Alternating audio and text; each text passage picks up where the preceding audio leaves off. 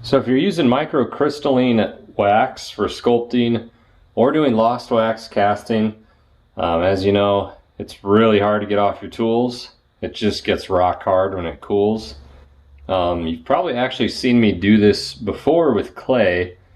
I made a video a while back doing this. I'm going to do the same thing with the wax. We're going to see how it works.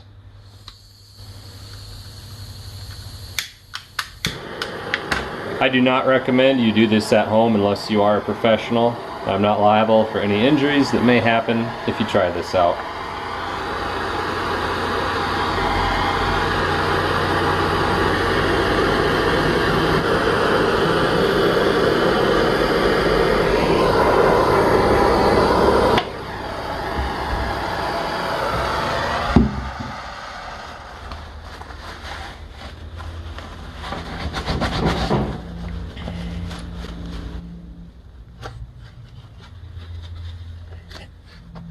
So obviously one mess turns to another mess.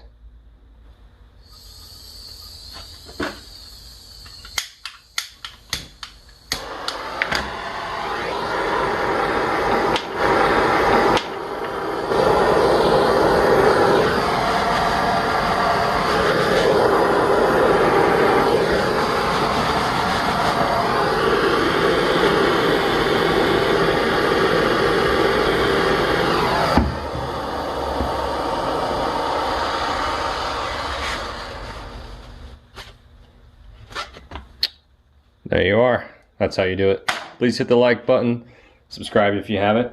I'll see you all next time.